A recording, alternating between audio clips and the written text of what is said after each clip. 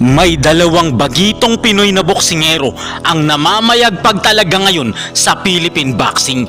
Kinomatos ng isa ang bato-batong Hapon na nakalaban niya, habang winasak naman ng isa pa nating pambato ang isa pang Hapon sa mismong balwarte nito. Sino ang dalawang bagitong Pinoy na boksingerong ito ang naging bagong kampyon kontra sa mga Hapon na boksingero, at paano nila pinabagsak ng Japan gamit ang mga malamasong kamao?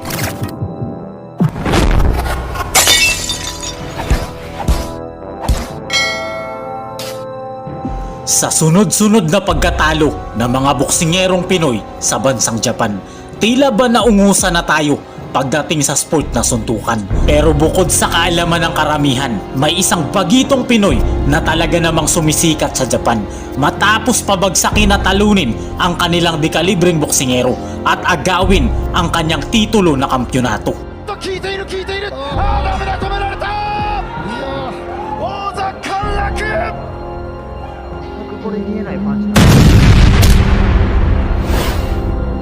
Round 2 lang ang inaabot ng Hapones na boksingero dahil sa napakalakas ng ating boksingero. Sino ang bagitong boksingerong ito na nagpadapa sa pambato ng Japan, at paano nagpasikat ng gusto ang ating kababayan? Si Jason Padin Bison, o mas kilala bilang Jason Bison, ay ang tinaguriang The Striker ng Philippine boxing. Nagmula sa bayan ng Beruela, Agusan del Sur ang ating bida, at pagsasaka rin ang tanging ikinabubuhay ng kanyang pamilya. Bata pa lamang ay maagang nabata ang kanyang katawan, kaya sobrang tigas nito sa pakikipaglaban. Dahil sa kakaibang lakas ng ating kababayan ay nabigyan siya ng mga magagandang laban. Araw ng Sabado, June 18 taong 2022 sa World Trade Center, Dubai, United Arab Emirates, kauna-unahang pagdayo ng ating pambato. Makakaharap na rito ang isang undefeated boxer ng India, si Nutlai Lalbiakima, ay may 100% knockout power ratio. Undefeated ito at lahat ng nakalaban ay pinatulog sa ibabaw ng lona. Kaya naman napakalakas ng kalaban ng ating bida. Meron itong record na 4 na panalo, lahat sa pamamagitan ng KO at walang talo. Samantalang ang ating pambato ay may 9 na panalo, 5 sa pamamagitan ng KO at wala ring talo. Pero crowd favorite dito ang Indianong boksingero, kaya heavy underdog ang ating pambato. Sa round number 1 pa lang, grabe na ang kanilang bakbakan, pero nanaig dito ang lakas ni Kabayan. Finish up his opponent. I've seen his power. Wow! I mean, it's ridiculous how close these guys are. He's throwing out that jab and then he's turning. Oh, beautiful! But you know, it's. I know both these men know it's a title fight. Oh, big right hook! Big right from. Oh, big left hook! Looked like getting off balance with those shots, into those shots. But you know that we talked about the fact that this is a 10-round fight. It's a title fight, and we just. Round number 2, liyamado pa rin ang ating boksingero. Malalakas ang mga patama nito sa boksingerong Indiano. By Jason. Good combination from Jason. Yeah. Great hand speed shown by Jason Bison, and you can see The way he's doing his counter punches is catching him. exactly. So he need to keep on doing the same thing he's doing. Exactly, But and he cannot allow Nutra to keep on jumping on him. No, and you can see that Jason's made the adjustments. The minute Nutlai steps in, He's he's stepping looking out. for that uppercut if he dips low. And see again, he turns away Good from job that. from- Because in boxing, moving backwards is so tiring because you're constantly on your back foot. Oh, beautiful left hook. You can see that caught Jason's attention. And Jason coming back with a combination of his own. Both these men are in it to win it. Neither of them are Everybody holding knows. back. Yeah. Sa round number 3, maliksi ang ating kababayan. Bihira lang siyang matamaan ng Indianong kalaban, habang lagi niyang nasasapul ang kanyang kalaban. Constantly, and the jab as well. Nutlai is landing a lot more cleaner in this round. He's got his guard up. You can see his corner just giving instructions. Urvashi, she won a championship belt in series 2. He's been gassed out. He's slowing down a little bit. It's because of those body shots. That's right. And Nutlai is managing to keep up the pace. Nice work there. Good combination by both the men, and good snapping jab by Nutlai. Too much punches. More success with that left hook. Jason that need to left keep jab. the distance. Jason need to keep distance because he have realized that Nutra each and every time, and he need to keep the distance. If he need to survive, Right. It's a short ring. Round number 4, nang gigil na ang Indianong boksingero. Gusto niya talagang pabagsakin ang ating pambato. Pero lagi siyang nakakounter ng ating boksingero. Again, he closes that distance. Jason does a great job of circling out. Nutla is a fighter. He's a boxer. He's ready for whatever that Jason brings. Says. Good counters by Jason. If Jason counter punches, if he go on counter punches, it's working. From Jason's right eye, is Yeah, bleeding? It's red. Yeah, It's really red. I bleeding. think He got caught with a straight He's right. not- you know, if you tall in the which Jason is not doing. again, beautiful right hand. Boxers trading some heavy punches. Oh my Heavy god! punches. Oh my god! Oh, beautiful combination with Jason. Sa round number 5, ganon pa rin ang senaryo. Lamang pa rin ang ating boksingero. Maliksi pa rin ang Pilipino habang bumabagal na ang Indiano. That jab, and Jason is on his bike. You can see the length. Now he's using his length a little more. He's extending those hands and trying to block him from coming in. Beautiful Good body push shot. Nice upper. Are we seeing a change in tide here in the 5th round? Maybe we're changing. We're looking at a different. We're looking at a different Jason. He's a little more aggressive. Nice combinations. Beautiful combinations by Jason. And that'll be Now they realize that the Jason was not working for him. Good body shot, good counter. going for it. They're gunning for gold. This time, I think they have all of them. They have the similarity of. Round number 6, pagod na ang kalaban ni Kabayan kaya lagi na itong nasasapul ng ating kababayan. Duguan na rin dito ang mukha ng kalaban. See, he's got his hands up, he's got his guard up, and now he's looking to counter. Good combination. With the point that you say when Nutla is switching to southpaw, it's working for him rather than staying on orthodox because each and every time he stays on Yeah, because now orthodox. you can see the swelling under the left eye of Nutlai. It's come from those right hands that Jason's been landing since the last round. It's timing him coming in. Every time he's stepping in, he's making him pay good job. for it. Every time he's stepping in, he's making Nutlai pay for it. Another short left. Automatically. Yes. The game plan changed. They're going to be looking, but this is what is now. This is the problem. When if you try to stand with the technical striker, Sa round number 7, sobrang liksi pa rin ni Kabayan habang hirap ng humabol ang kalaban. Ayaw pa rin sumuko ng Indiano kahit nabugbog sarado na siya ng ating boksingero. in the beautiful WTC arena. I kind of like the way DJ to Africa, or maybe Oh, that's also incredible, That yeah. will be incredible. I would love to come to an end. Good body shot from Jason. Jason, I'm telling you, it's Jason has woken up, and Because whenever he switch to the southpaw, exactly because the angle of approach changes. He's Good leaping counter. in, and that's when Jason is that's a making him pay. Round number 8, papalit-palit ng stansya ang ating boksingero. Mapa-orthodox man o southpaw, bugbog sarado pa rin ang Indiano. good uppercut Catch. from Beautiful Jason. uppercut catching him when he comes in. Good hook from Jason again. That's what we're Good saying. uppercut from Jason again. It's just it's that's the thing. He becomes Nutlai becomes Jason's uppercuts when he catching him. Oh, Beautiful. How is Nutlai standing? He's even so. Oh, big left hook. Oh, big overhand right, and that one connected. And you can see Jason felt that one connected. Sa round number 9, malakas talaga ang kalaban kaya pala ito undefeated. Sugod pa rin ito ng sugod kahit na halatang dehydrated. Maganda ang kanilang naging palitan kaya ang mga tao ay sobrang nai-excited. Do not be denied. Do not lock the arm. I don't know what Nutla ate from the corner. Oh, he's woken up with a different spin. And look at that head movement. He got out of a 10-punch combination. 1-2 by Jason, and he's egging him on a swing. But that's not how it works. Oh my God! God. Good Nutlai combination just from- body shot after body shot after body shot. What are they made of? And this is what he wants. He wants to. Round number 10, binuhos na ni Kabayan ang lahat ng lakas sa laban hanggang mapabagsak ang Indianong kalaban pero di tinawagan kaya binugbog na lang ni Kabayan ang kanyang kalaban. That's a slip. That's not a knockdown. Yes. Oh my God! Again, beautiful 1-2 left right. Nutla doing good job. Oh my Boys, God. How do you score a Oh winner? my God! Oh, real fire here. Incredible. Oh Oh, my God. That's a knockdown. What? That's a knockdown. No. Oh my God. Boy, what are these men made of? I can't repeat myself enough. Oh my God! Big uppercut there by Jason, and that is the end of the fight. Malinaw na panalo dito ang ating pambato at nakuha niya ang titulo ng kampyonato. Araw ng Linggo, December 17 taong 2023 sa Portopia Hotel, Hyogo, Kobe, Japan. Muling dumayo ang ating kababayan para sa kampyonato ng WBO Asia Pacific Light Flyweight Division na hawak ng Hapon na kalaban. Si Ryuya Yamanaka ay ang pambato ng Japan.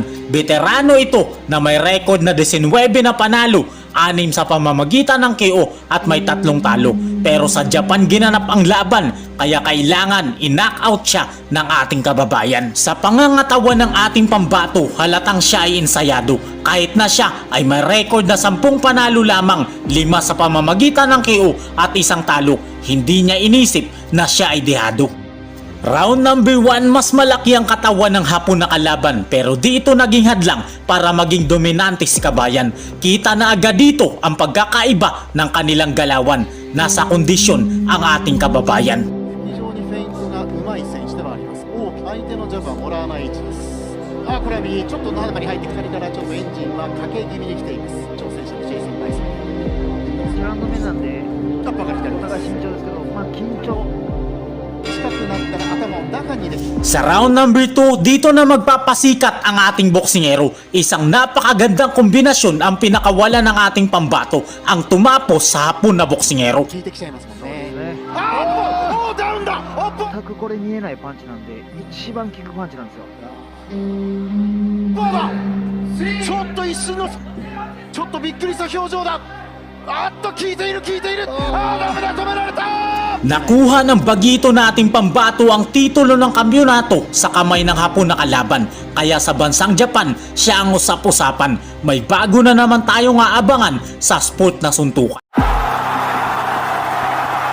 Nagsitayuan talaga ang lahat ng mga tao dahil sa napakatinding ginawa ng ating pambato. Nagpa-picture pa sila sa bagong aabangan na boksingerong Pilipino.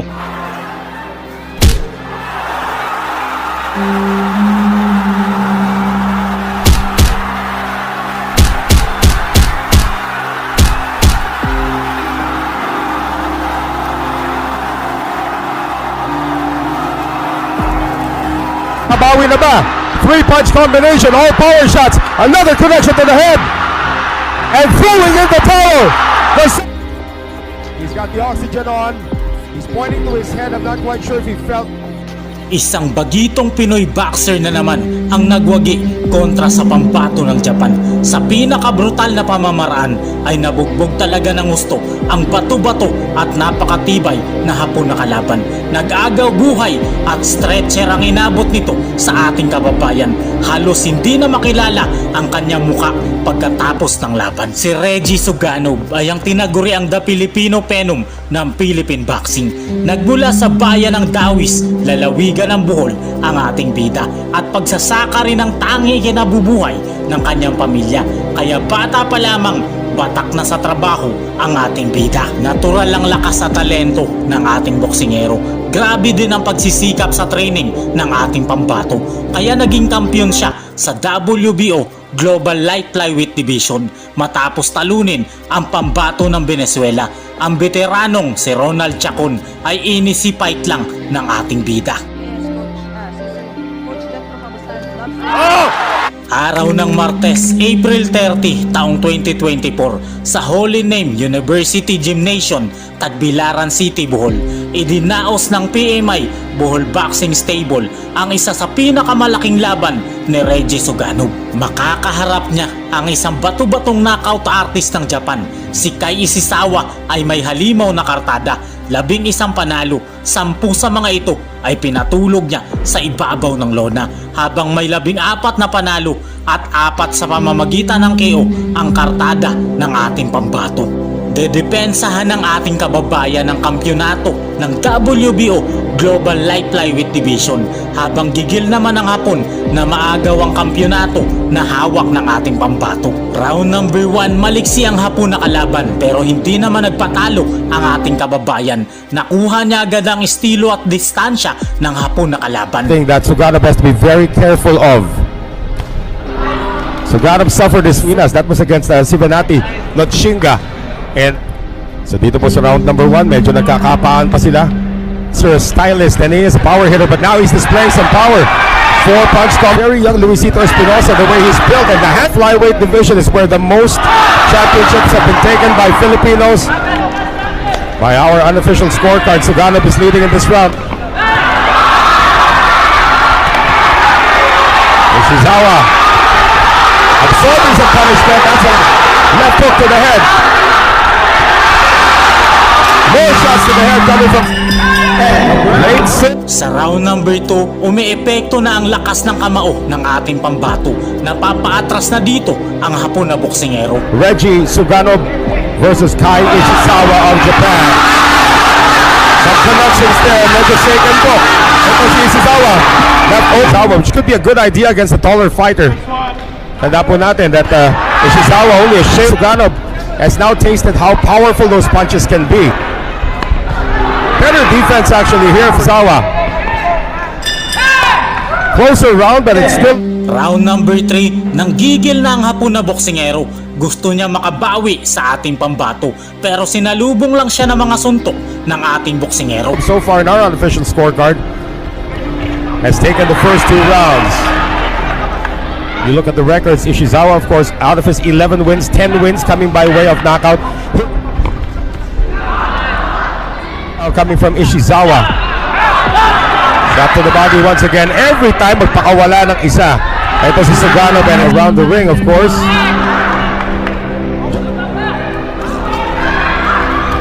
And a round that really hasn't turned much in terms of Ishizawa now.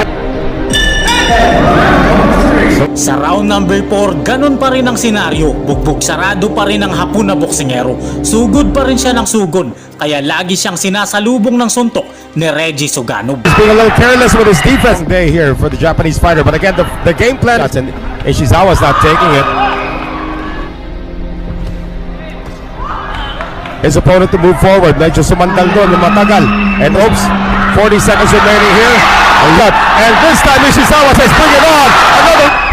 Kino-contra-tempo niya talaga. Ito si Ishizawa. Every time Ishizawa tries to reload, Suganov is in his face. Round number 5, nag-umpisa ng mamaga ang mukha at mata ng Hapon na kalaban. Kahit naduguan na dito dahil sa headbutt ang ating kababayan, patuloy pa rin siyang nakipaglaban. For the past couple of days. And now some stand-up fighting will end. In 2017, itong si Bong Sakon. Paglakyog.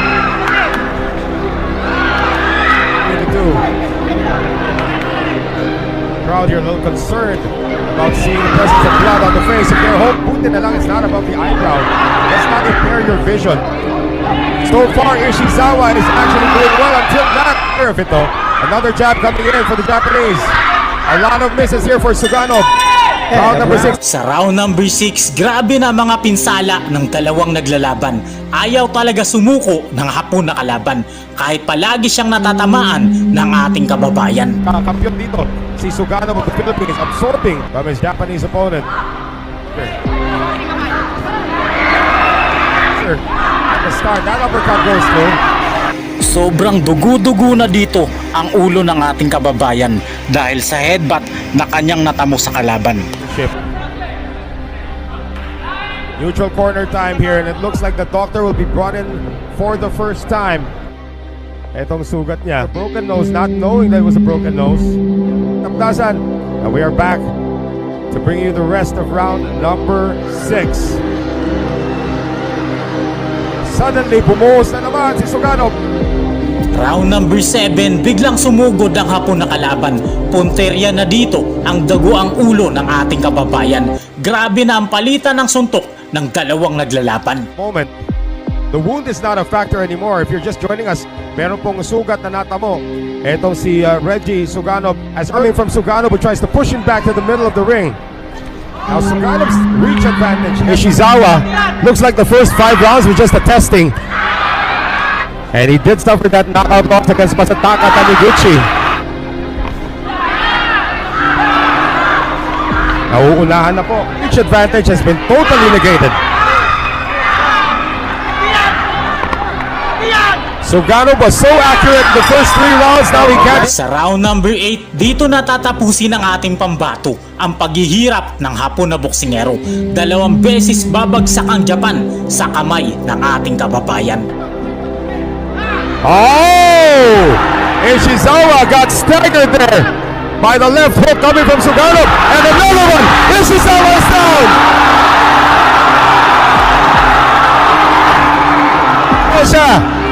The blood is coming out of Suganov's head, and Ishizawa smells the blood, wants to get it back. Oh, great right coming from Ishizawa. Napatras na si Suganov.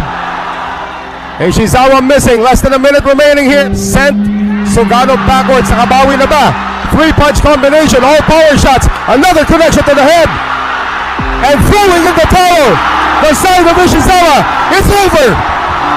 Sa sobrang lala ng pinsala na natamo ng Hapon na kalaban, kinailangan niyang isakay sa stretcher dahil sobra na siyang nalamog sa laban.